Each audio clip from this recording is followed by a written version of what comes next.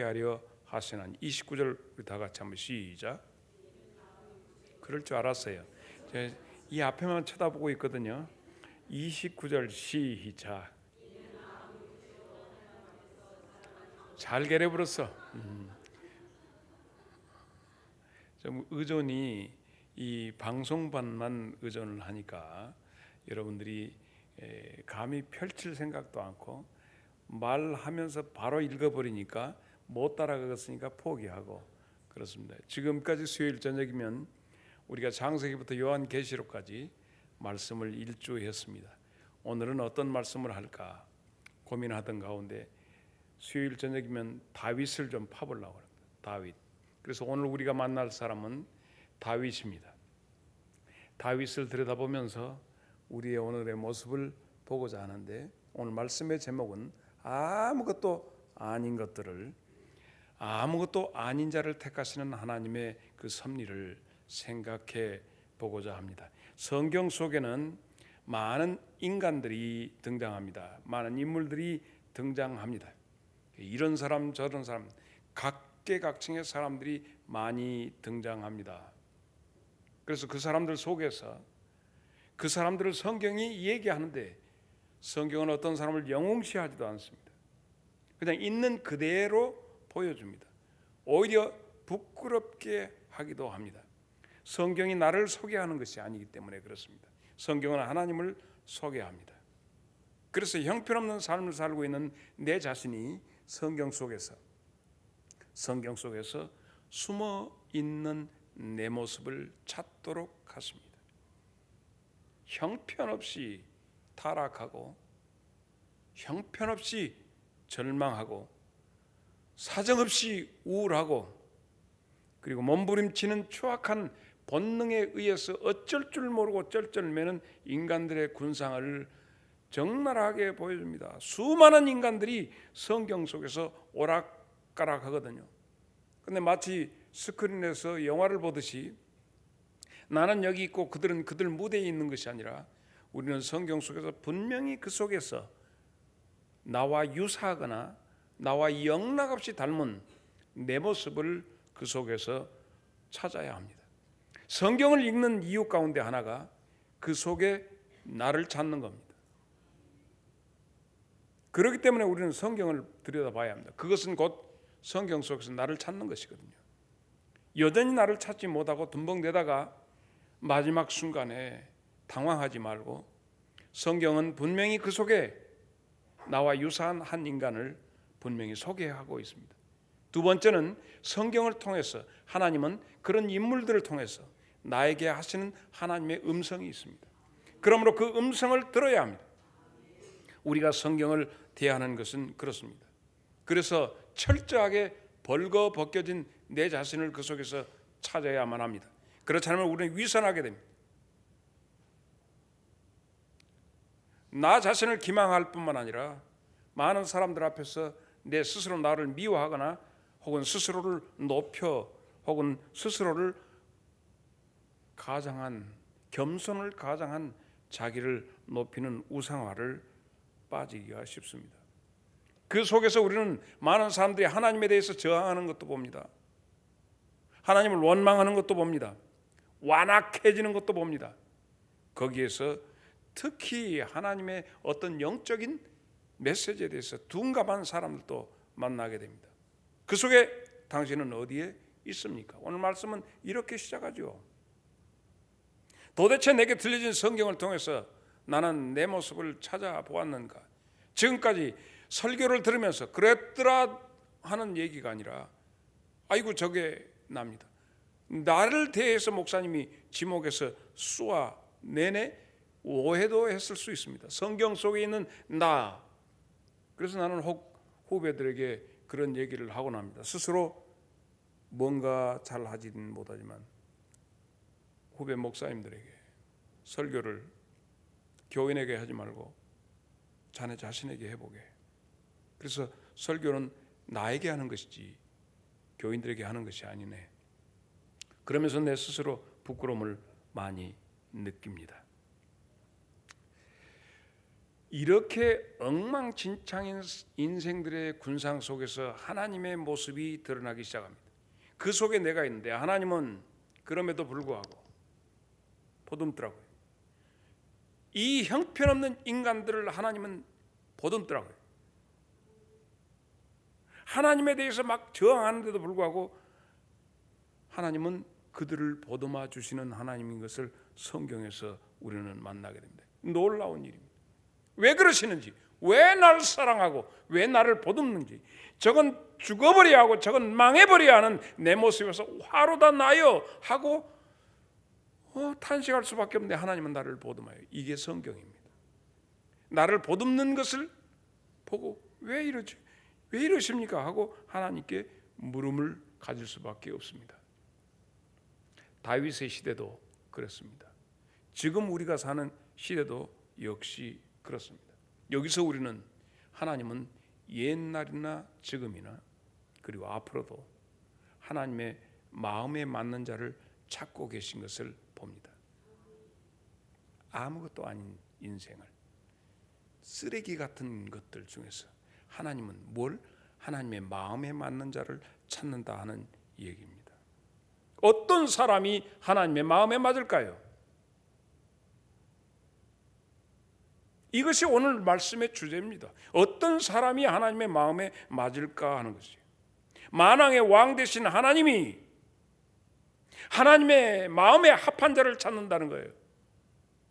그리고 엉망진창으로 살고 있는 네 모습 보이냐 하고 물으시고, 그래서 그걸 통해서 말씀하시는데 보듬어 주시면서 나는 말이야 내 마음에 맞는 자를 찾는다. 사도 바울이 루스드라에 복음 증거로 갔어요. 나면서부터 이 허리 아래를 못 쓰는 사람이 거기 앉아 있는 것을 봅니다. 사도행전 14장 8절로 9절이죠. 루스드라에 발을 쓰지 못하는 한 사람이 앉았는데 나면서 걷지 못하게 되어 걸어본 적이 없는 자라. 그런데 중요한 것은 바울이 설교하고 복음을 증거하고 있는 것을 듣고 있는데 바울이 그를 주목해서 보니까 구원받을 만한 믿음이 그에게 있는 것이 발견됩니다. 하나님께서도 역시 그럴 거예요.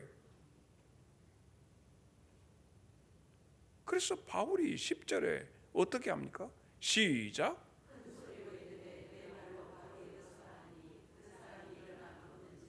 바울이 본 구원받을 만한 믿음이 있는 것이 보여졌다는 얘기. 오 주여, 우리에게 바로 바울이 볼 때 저 사람은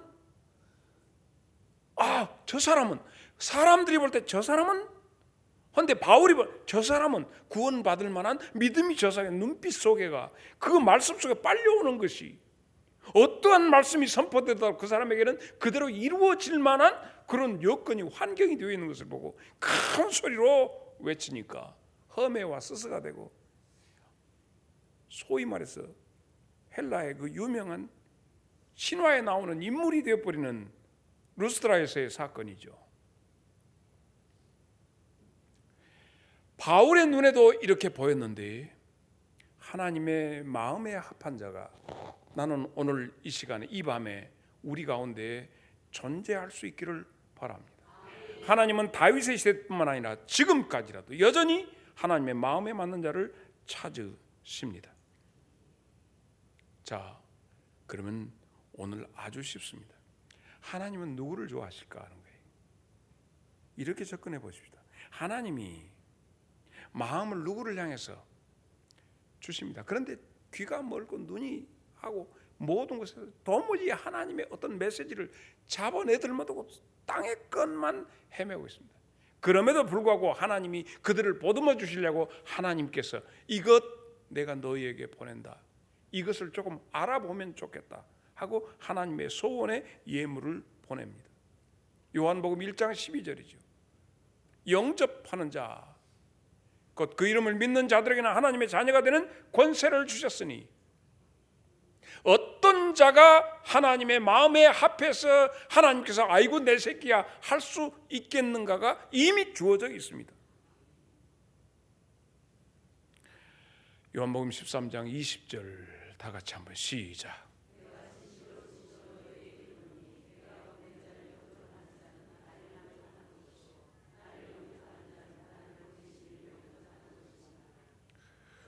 제 고모님이 영광군 불감면 사셨습니다. 그래서 촌 생활은 거기 가서 좀 봤어요. 방학 때마다.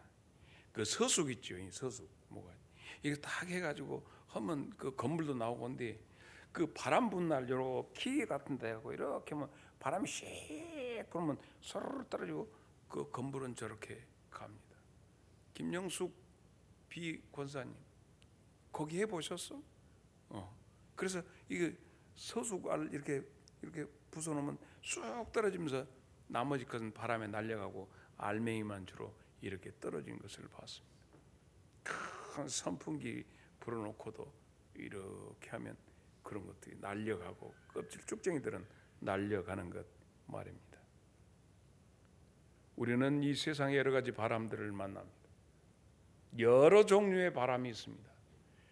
그래서 시몬아 시몬아 사탄이 너를 밀가부로 돌려고 너를 전구하였다. 너는 날려가지 않을 것이다. 그러므로 우리에게 부러진 많은 바람들 속에서 우리 장로님들에게, 권사님들에게, 집사님들에게, 우리 성도들에게 부리닥치는 많은 바람들이 있습니다. 도저히 이건 내가 견딜 수 없는 바람이지만 그 중심에 예수님이 계시면 쭉정이가 되지 아니하고 알곡이 되어서 하나님의 알곡 창고에 드릴 줄로 믿습니다. 오늘 여기에서 하나님께서 하나님의 마음에 드는 자 3원리를 이제 말씀드리겠습니다. 하나님이 선택하시는 3가지 원리가 있습니다. 그 원리가 오늘 본문에 잘 나타나 있습니다. 그것은 뭐냐? 나는 사람과 보는 것이 다르다 하는 얘기입니다. 사람과 판단이 다르다 하는 거예요. 설마 그럴 수 있을까? 베들레헴에서 이런 일이 초유의 사태가 일어나고 있는 것이 오늘 여러분과 함께 본 이 사무엘상 16장 1절로 13절의 사건이 일어났습니다. 초유의 사태가 일어났어요. 이새의 아들 중에 이새가 아들을 8을 두었어요. 8명의 아들이 있는데 하나님께서 사무엘에게 왕제가 거기 있다. 내가 왕을 보았다. 내가 점 찍어놓은 왕이 있다. 너는 가서 그에게 기름을 부어라 라고 하는 거예요. 나 가면 죽습니다. 왕 세우러 간다. 제사 드린다고 하고 가거라. 그리고 그들을 초청하면 된다. 이래 되었습니다. 그래서 오늘 본문의 말씀에 보면 어떻게 됐습니까? 이새와 이새의 아들들이 정결한 예식을 하고 다 갔습니다. 그곳에. 그래서 그 집안에 불러가지고 하나씩 불러서 기름을 부어요. 기름을 붓는 행위를 하겠습니다. 그런데 제대로 정결 예식도 하지 못하고 들판에 나가서 양을 치고 있던 더러운 이 짐승들을 만지고 있었던 그 청년 막내 아들 다윗이 나중에 왕이 되는 우스꽝스러운 초유의 사태가 있게 됩니다. 자, 이렇게 하나님께서 그를 선택했지만 그러고도 오랫동안 다윗이 이상하게 그 누구에게도 인정을 받지 못하고 무시를 당하는 것을 볼 수 있습니다. 16장 14절 봅니다. 여호와의 영이 13절까지 하고 여호와의 영이 사울에게서 떠나고 여호와께서 부리시는 악령이 그를 번뇌케 한지라. 18절로 19절 봅니다. 소년 중 한 사람이 대답하여 이르되 내가 베들레헴 사람 이새의 아들을 본즉 지금 기름 부음 받은 뒤에요. 수금을 탈 줄 알고 용기와 무용과 구변이 있는 준수한 자라 여호와께서 그와 함께 계시더이다 하고 얘기를 하게 됩니다. 22절. 그래서 이제 이새를 데리게 오고 이새의 아들 다윗을 데리게 오고 사울이 이새에게 사람 부르되 원하건대 다윗을 내 앞에 모셔서게 하라. 내가 그에게 은총을 얻었느니라. 이 친구가 도움이 된다 하고 사울 왕이 다윗을 곁에 두게 됩니다. 그런데 그렇게 하고 집에 왔다 갔다 하면서 군경에 뭘로? 악사로 근무를 하게 되죠. 그런데 블레셋과 전쟁이 벌어졌어요. 골리앗이 나타나는 것이 17장에 나타납니다. 골리앗이 나타나서 막 이스라엘 백성들에게 하고 막 무시를 합니다. 그래서 그 가운데 그런 것을 보고 와, 저놈 오메 저 개 같은 놈 저놈 새끼가 우리 백성을 끌어내고 이제 우리 요 전라도식으로 뭐 욕을 겁나게 아마 다윗도 해버렸을 거예요. 싸가지 모가지를 댕강 그냥 벌밥을든지 어쨌든 이렇게 했겠지. 근데 이제 여기는 근데 아주 점잖게 해요. 이게 이제 또 골리앗도 욕하고 싶은 대로 하면서 전쟁을 하잖아요. 17절로 18절을 봅니다. 이새가 그의 아들 다윗에게 이르되 지금 네 형들을 위하여 이 복군 곡식 그렇게 이어져 유문품 가지고 에바와 이 갖고 가서 네 형들한테 이놈 주고 너희 새끼 아무래도 그 다음 절 18절 이렇게 하고 가서 갔다가 이렇게 갔다는 영수증 받았고 나이 현금 영수증은 아니고 물품 인수 이놈 새끼 딴 데 가지 말고 다윗한테 한번 18절 다 같이 시작.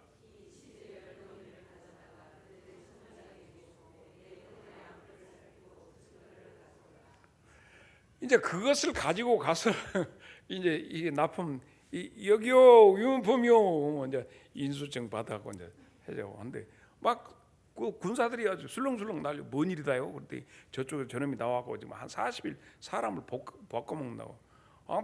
막 하나님을 욕하고 오니까 이게 성질나고 저것까지 확 볼밥을 저런 새끼 오메 저것을 어떻게 저렇게 본다요. 하고 얘기를 합니다. 그 말을 이제 다윗이 하는 말을 큰 성이 들었어요.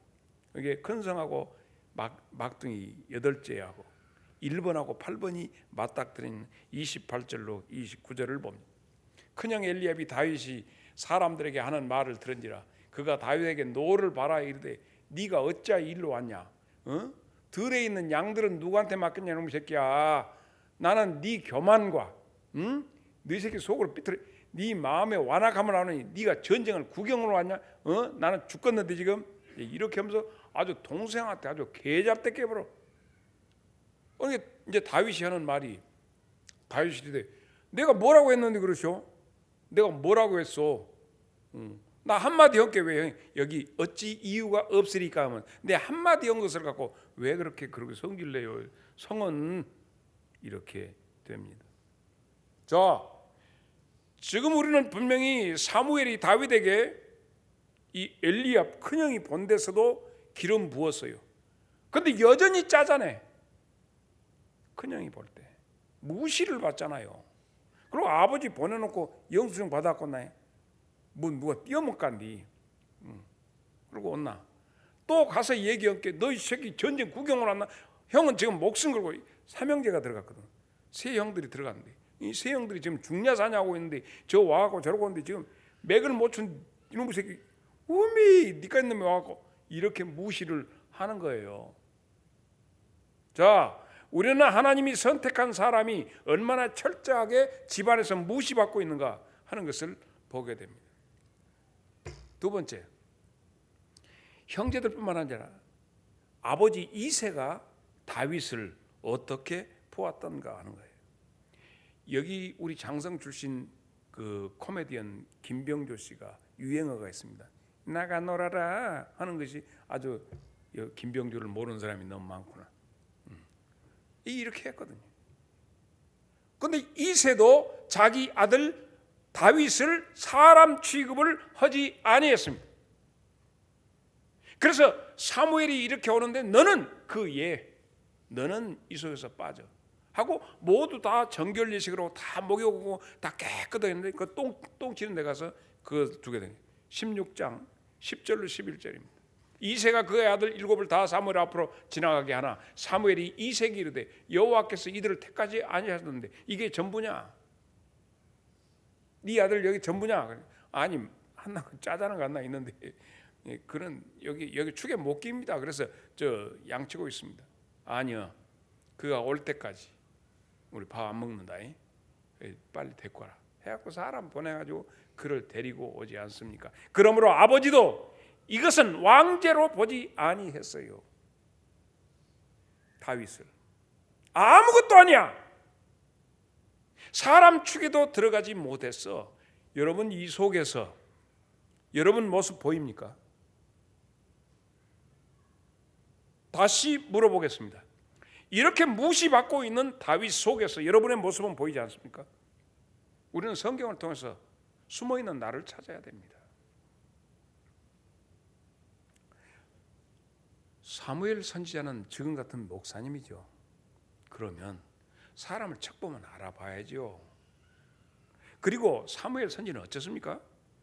사람한테 뒤어버렸어.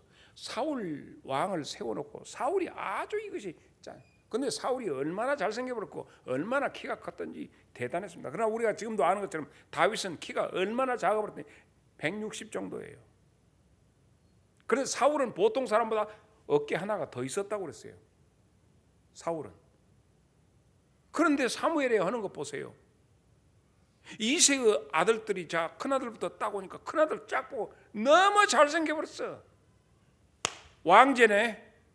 혹은 기름 부으려니까 하나님이 아니요 패스.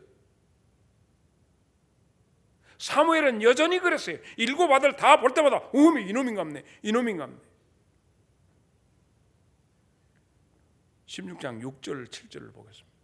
그들이 오매 사무엘이 엘리압을 보고 마음에 이르기를 야 여호와의 기름 부으실 자가 과연 주님 앞에 있도다. 너무 잘생겼거든. 여호와께서 사무엘에 그의 용모와 키를 보이면, 그러니까 사무엘은 뭐 용모와 키를 봤다는 거예요. 내가 이미 그를 버려버렸다. 내가 보는 것은 사람과 같지 아니하니 사람은 외모 보고 용모 보고 나는 중심 본다. 우리는 가끔 사람들을 볼 때 그 용모를, 키를, 어떻게 외모를 우리의 기준들이 그러합니다. 놓쳐버리기가 쉽습니다. 하나님의 기준은 사람과 다르다가 제 첫 번째 원리입니다. 그러므로 사무엘 앞에서 당당했던 7 아들들을 한번 상상해 보십시오. 다 그 동네에서 난다긴다 하고 제대로 그리고 탁 차려입었으니 얼마나 멋졌겠습니까? 그리고 그들은 생각합니다. 우리들 7 럭키 7 완전 숫자야. 누구는 지금 사실 8이거든. 근데 하나는 취급을 않고 우리는 7이 제대로 되었다. 우리가 하나님의 사랑을 받고자 한다면 꼭 알아야 할 것이 일원리 속에가 하나 들어가 있습니다. 그것은 사형 선고를 받아야 합니다. 사형 집행을 받아야 하나님의 사랑을 받습니다. 이것은 다른 말로 중생이라고도 합니다. 마태복음 10장 38절에 있는 말씀 보면 또 자기 십자가를 지고 나를 따르지 않는 자도 내게 합당하지 않다. 죽음을 경험한 자를 하나님이 사랑하십니다. 죽은 자를 하나님은 품어 주십니다. 내가 살았을 때 그 어떤 화려함도 내가 살았을 때 누렸던 그 어떤 영광도 죽음 앞에서는 침묵합니다.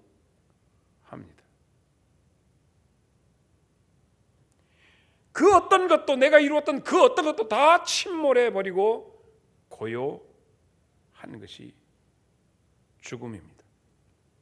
공백 그리고 진공 상태처럼 아무 소리도 들리지 않는, 여기에는 자기 연민도 자리할 자리가 없습니다. 내가 얼마나 공을 세웠는데 이 공도 죽음 앞에서는 아무 업적도 다 그저 침묵 고요한 것이 죽음입니다. 하나님은 이 고요와 침묵을 가진 자를 사랑하십니다. 세상에서 그 어떤 평가를 받았든지, 세상에서 어떤 조롱을 받았든지, 세상에서 어떤 배척을 받았든지 그 죽음이 하나님께서 우리를 붙들어 내시는 단계입니다. 여러분은 무엇을 경험하십니까? 예배당 안에서 사실 우리가 경험해야 할 것이 그 죽음입니다. 고요함이죠. 그래서 사도 바울은 고린도전서 15장 31절을 보면 다 같이 읽어보겠습니다. 시작.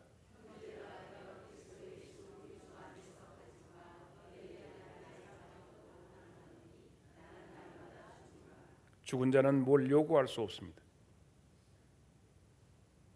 죽음이 나는 십자가에서 죽었다고 생각할 때 하나님이 우리를 붙잡아내십니다.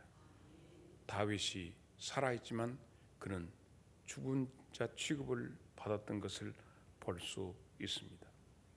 비로소 그때 생명의 빛이 그 죽은 자에게 비춰지는 것입니다. 어때요, 여러분? 예수님의 콜링을 들으셨습니까? 누구든지 나를 따라오려거든 자기를 부인하고 자기 십자가를 지고 나를 쫓아오너라.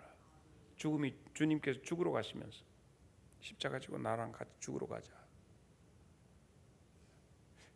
여러분 신앙생활을 어렵게 생각하지 마십시오. 철저히 누구로부터 매장당해 보십시오. 매장당하면 난 죽었다 생각하는 거기서 차라리 편합니다. 가만히. 그때 그 어떤 것이 와서 나를 바람에 다 날려가 그랬다. 나는 재와 같다, 먼지와 같다. 하지만은 거기에 예수님이 계시면 빛이 없어도 환하게 다가오시는 주 예수 나의 당신이여. 음성이 없어도 똑똑히 들려주시는 주 예수 나의 당신이여. 당신이 있으므로 나도 있고 당신의 노래가 머물므로 나는 부를 수 있어요. 주여 꽃처럼 향기 나는 나의 생활이 아니어도 나는 당신이 좋을 수밖에 없어요. 주 예수 나의 당신이요.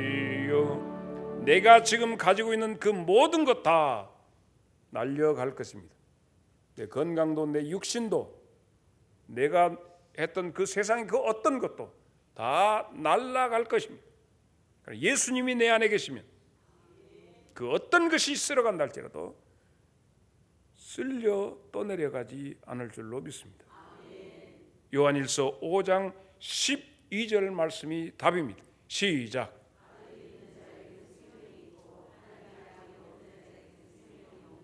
바로 여러분 육의 죽음을 스스로 옳습니다, 마땅합니다 하고 그것을 내가 실제적인 육체의 죽음이 아니라 내 마음의 정서에서도 스스로 그것을 다 내려놓고 할 때 비로소 주님의 생명이 여러분에게 임할 줄로 믿습니다. 그래서 다윗을 봅시다. 다윗은 어떻게 했는가? 다윗 시편 73편 22절로 25절 그는 이렇게 고백합니다. 내가 이같이 우매 무지함으로 주 앞에 짐승이오나 내가 항상 주와 함께하니 주께서 내 오른손을 붙드셨나이다. 주의 교훈으로 나를 인도하시고 후에는 영광으로 나를 영접하시리니. 다 같이 시작. 오직 주님만이 삶의 의미요 목적이요 삶의 수단이다. 우리 너무나도 쉽지 않습니까? 큰 벼슬도 없습니다. 큰 재물도 없습니다. 오직 예수로 세상에 미련하고 약한 것들을 통해서 있는 자들, 부요한 자들을 부끄럽게 하신다고 하신 주님의 사랑의 대상이 되신 것을 축하합니다. 그는 시편 22편 6절에 자기를 벌레라고 얘기합니다. 나는 벌레요 사람이 아니라 사람의 비방거리요 백성의 조롱거리입니다. 살아있으나 죽어있는 자기의 모습을 고백합니다. 주님, 나는 아무것도 아닙니다. 여기서 우리는 시작해야 합니다. 사형 집행된 내 자신으로부터 시작하자는 겁니다. 어찌 교만할 수 있겠습니까? 쓰레기장에서 피어난 장미와 같고 가시밭에서 피어난 백합과 같은데 왜 쓰레기통에 주님이 계시니까 장미가 되고 백합이 되는 거예요. 그래서 성경은 이 쓰레기요 벌레라고 했던 다윗을 예수님은 얼마나 칭찬해 주시는지 계시록 22장 16절에 나 예수는 교회들을 위하여 내 사자를 보내어 이것들을 너희에게 증언하였노라. 나는 다윗의 뿌리요 자손이니 곧 광명한 새벽별이라. 바로 여기서 우리의 시작입니다. 두 번째 원리는 중심을 보십니다. 여러분의 중심을 보고 계십니다. 이미 하나님은 기름 붓기 전에 이미 다윗과 친밀한 관계이셨습니다. 그래서 왕으로 여기시고 그를 찾아오신 거예요. 이미 다 했기 때문에. 다윗이 왜 그렇게 하나님과 친밀해졌을까? 나는 고민했어. 혹시 사무엘이 선지학교 만들었을 때 선지학교에 가서 보면서 나도 선지자가 돼야겠다 이런 생각을 했을까? 그런 생각도 해봤습니다. 내가 했는데 뭐 질문 있어요? 내가 생각했다니까 그건 성경에 나온 것이 아니라 그럴 수도 있었겠다. 아니면 별이 빛나는 밤에 별밤 하나님의 말씀을 가지고 묵상하는 가운데 하나님과 소통이 열어졌을까? 어느 때 문이 열어졌을까?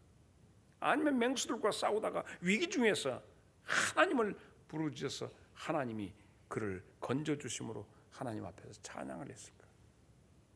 다윗이 이미 왕이 되기 전에 다윗의 시편 23편 1절로 6절 여호와는 나의 목자시니 내게 부족함이 없으리로다. 그가 나를 푸른 풀밭에 누우시며 쉴만한 물가로 인도하시는도다. 내 영혼을 소생시키시고 자기 이름을 위하여 의의 길로 나를 인도하시는도다. 내가 사망의 음침한 골짜기를 다닐지라도 해받는 것을 두려워하지 않을 것은 주께서 나와 함께 하십니다. 주의 지팡이와 막대기가 나를 안위하십니다. 주께서 내 원수의 목전에서 내게 상을 차려주시고 기름으로 내 머리에 부으셨으니 내 잔이 넘치나이다. 다 같이 시작.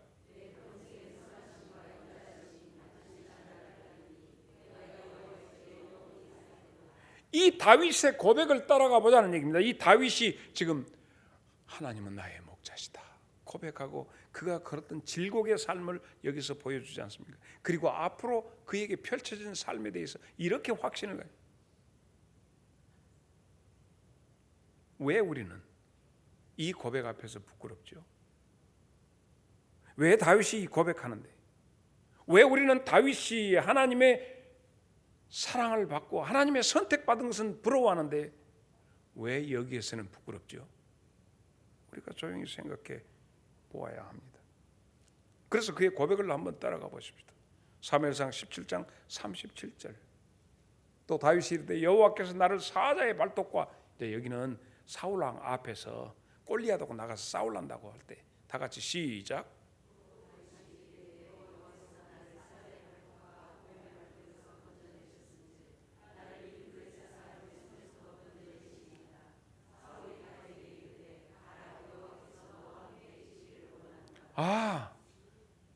기름 붓기 전에 이미 사자와 곰 치열한 전쟁터에서 어린 양을 건지기 위해서 몸부림치는 그 가운데 이미 하나님과의 소통이 있었음을 알 수 있습니다. 이미 그에게 기름 부음 받기 전에 다윗은 그런 과정에 있었음을 알 수 있습니다. 우리는 생각합니다. 다윗은 천성이 너무 착한 사람이었는가 봐. 다윗이 그렇게 착한 사람이었을까요? 그랬을까요? 그런 것 같아요? 다윗은 얘기합니다. 나는 걸레 같은 놈이라고. 나는 아주 구제불능의 인간이라고 다윗이 스스로 얘기합니다. 시편 51편 5절에 나는 죄 속에서, 우리 어머니가 그렇게 내가 죄악 중에서 출생했어. 어머니가 죄 중에서 나를 잉태했다. 얼마나 자기 속에 있어지는 이 죄악의 어떤 그것에 따라서 스스로 좋은 놈이 아니라고 고백하고 있잖아요. 물론 이 사건도 밧세바와 더불어서 사건 내고 나서 지금 하는 고백 속에가 있어요. 이 고백 속에서 우리는 주의 영이 나를 만들지 천성이 나를 만드는 것이 아니라는 얘기입니다. 그러므로 그 전에 기름 부음 받기 전에 이미 하나님의 영이 그를 다듬어서 만들어 그 영이 임해서 시편 2편 7절 시작.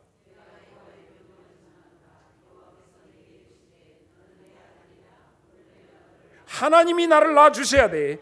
그래야 내가 되는 것이지. 내가 스스로 우리 부모한테 교육 받아가지고 뭐 조백이 아이고 아니죠.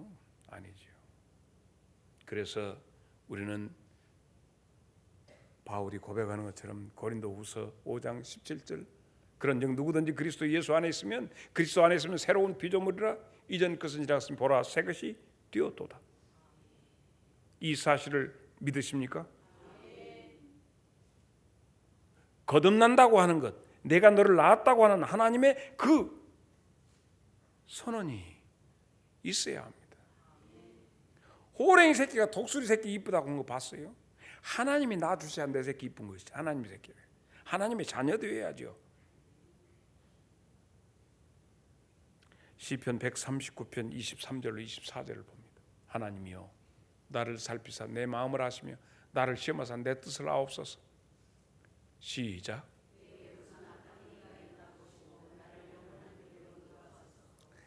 그 요즘에 간호사들 속에서 그 하나 주제가 있죠. 태움이라고.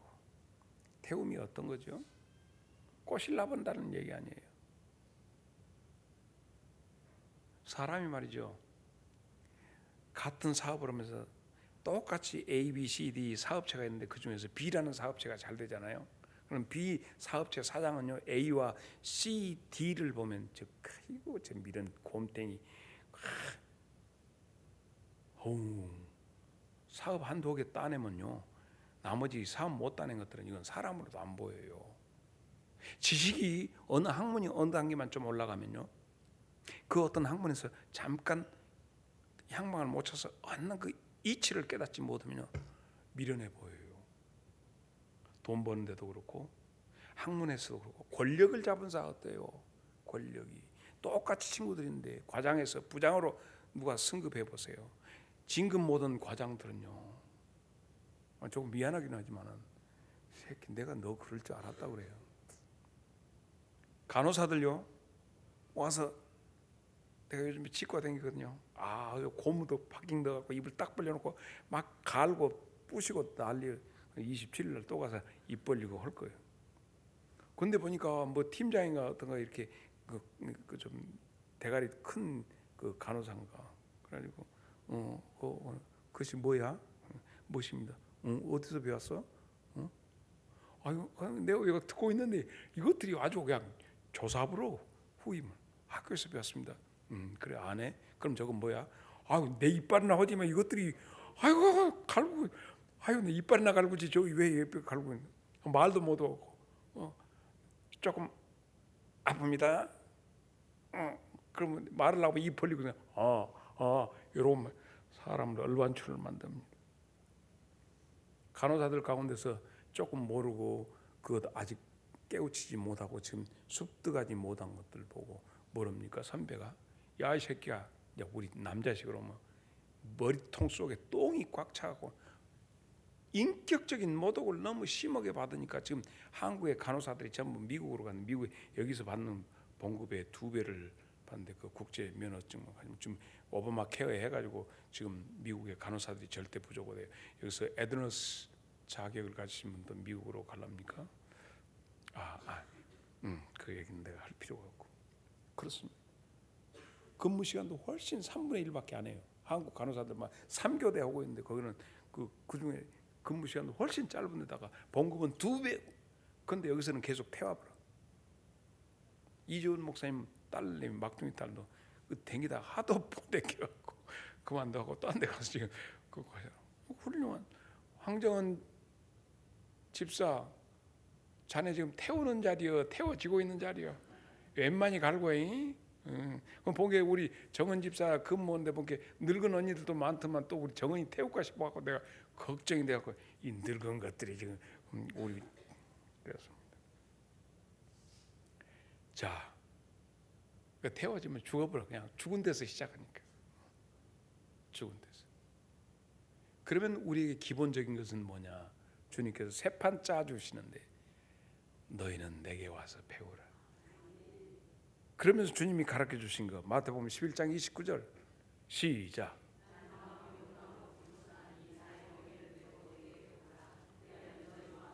아, 주님의 마음은 온유하고 겸손하구나. 온유하고 겸손. 그 바탕에서 그 주님을 닮을 때 하나님이 얼마나 이뻐하실까. 내가 누구한테 지금 물어봐야 돼? 김정순 집사, 그대는 온유하고 겸손하십니까? 대답, 입이 다물어지고 고개를 숙였습니다. 그런데 시편 119편 71절에 고난 당하는 것이 내게 유익이라 이로 말미암아 내가 주의 율례를 배우게 되었다 얘기함. 고난도 내게 유익이라. 사랑하는 여러분, 우리는 전혀 새로운 사람으로 황골탈퇴해서 주의 영이 나를 교육시키시면 온유하고 겸손함, 고난도 아멘 하고 배우게 되는데, 그러면서 빌립보서 4장 9절에 있는 말씀, 너희는 내게 배우고 받고 듣고 본, 자, 네 가지 거 시작.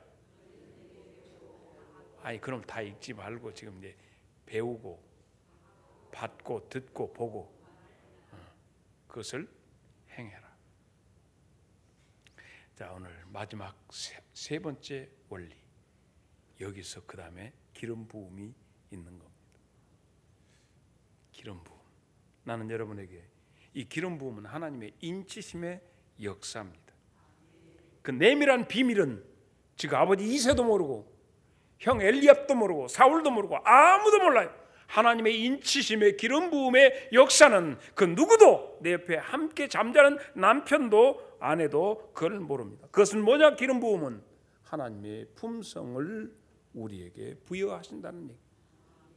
하나님의 품성을. 그 증거가 오늘 사무엘상 16장 18절, 소년 중 한 사람이 대답하여 이르되 내가 베들레헴 사람 이새의 아들을 본즉 수금을 탈 줄도 알고 용기와 무용과 구변이 있는 준수한 자라. 여호와께서 그와 함께 계시더이다. 13절을 봅니다. 사무엘이 기름 뿔병을 가져다가 그의 형제 중에서 그에게 부었더니 이날 이후로 다윗이 여호와의 영에 크게 감동되니라. 사무엘이 떠나서 라마로 가니라. 하나님의 크신 영의 역사가 있어질 때 하나님의 품성이 그에게 부어짐으로, 옛날에는 빨갛 성질내고 옛날에는 이전에 줬던 것 이제는 값없어지는 놀라운 역사가 일어날 줄로 믿습니다. 아무도 이해 못합니다. 아무도 그걸 느끼지 못합니다. 본인은 느낍니다. 그래서 골리앗 앞에 섰을 때 그는 충만해 있고 넘치지만 골리앗은 다윗을 알아보지 못했습니다. 뒤질 줄 모르고 앞에서는 물맷돌을 잡아 돌릴 때도 모르고 있었습니다. 그래서 네가 나를 이 쬐까는 거 쥐개불량게 하고 달라듭니다. 사울 앞에서 수금을 탈 때도 사울은 전혀 알아보지 못했습니다. 그가 하나님의 영에 충만해 있다는 사실을. 우리는 누구에게서 인정받으려고 합니까? 하나님의 영에 충만한 존재라는 사실을 왜 사람에게서 기대를 합니까? 위기에서 사울을 2번씩이나 살려줄 때도 사울은 눈치를 못 챘습니다. 하나님의 영에 감동돼서 그 품성으로 자기를 살려주는 일. 그래서 사도 바울은 얘기했잖아요. 이것은 내가 한 것이 아니라, 이것은 내가 한 것이 아니라 하나님의 품성으로 내게 주신 것이다. 그래서 그는 고린도전서 15장 10절에 얘기하잖아요. 그러나 내가 나된 것은 하나님의 은혜로 된 것이다. 내게 주신 그 은혜가 헛되지 않아요. 내가 모든 사도보다 더 많이 수고했으나 그것은 내가 하는 것이 아니오, 오직 나와 함께 하신 하나님의 은혜로다. 오늘 말씀이죠. 오늘 말씀이 그렇습니다. 아무것도 아닌 것은 하나님이 선택해 주시는 세 가지 원리입니다. 오늘 우리 교회는 지금 공동회의를 통해서 세워진 바 된 사람도 있습니다. 세워지지 못해서 가슴 아파하는 사람도 있어. 분명히 내가 충성할 수 있는데, 그러나 조용히 이 시간은 하나님이 하시는 그 음성을 들어야 합니다. 내게 하시는 말씀을 들을 수 있어요. 요한복음 17장 24절, 아버지여 내게 주신 자도 나 있는 곳에 나와 함께 있어 아버지께서 창세전부터 나를 사랑하심으로 내게 주신 나의 영광을 그들로 보게 하시기를 원하옵나이다. 아버지의 영광의 자리에 그것이 목표입니다. 주어진 직책과 직분을 통해서도 더욱 일해야 할 뿐만 아니라 그러하지 아니했다 할지라도 그 영광의 자리에 갈 수 있도록 하나님의 기름 부으심이 있기를 축복합니다. 디모데후서 4장 8절 시작.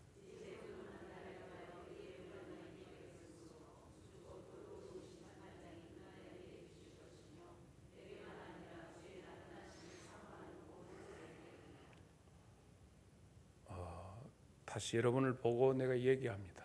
아무것도 아닌 여러분, 죽음을 경험하십시오. 그래야 하나님의 자녀가 됩니다.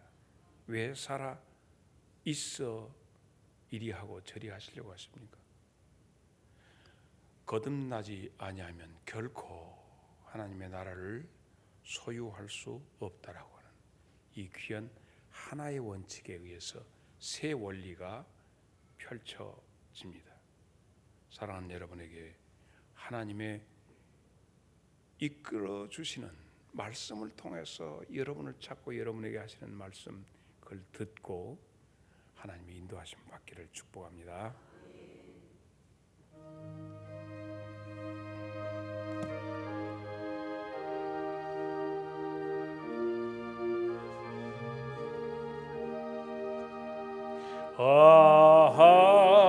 하나님의 은혜로 있을 데 없는 자 왜 구속하여 주는지 난 알 수 내가 믿고 또 의지함은 내 모든 형편 아시는 주님 늘 보호 다같이 일어서서 4절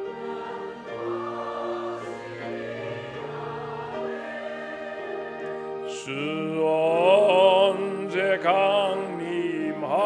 강림하실지 혹밤에 혹낮에 또 주님 만나 그곳 또 난 알 수 없도다. 내가 믿고 또 의지함은 내 모든 형편 아시는 주님 늘 보호해 주실 것을 나는 확실히 아네. 우리 주님 예수 그리스도의 은혜와 하나님 우리 아버지의 그 충만하신 사랑과 성령님의 감화와 감동, 교통하심이 아무것도 아닌 우리를 아버지의 자녀 삼아 주신 이 귀한 감격에 몸둘 바 몰라서 내가 사는 것이 아니라 내 안에 그리스도가 살기를 소원하는 주의 귀한 자녀들 심령 위에 이제부터 영원토록 함께 계시기를 간절히 축원하옵나이다. 아멘.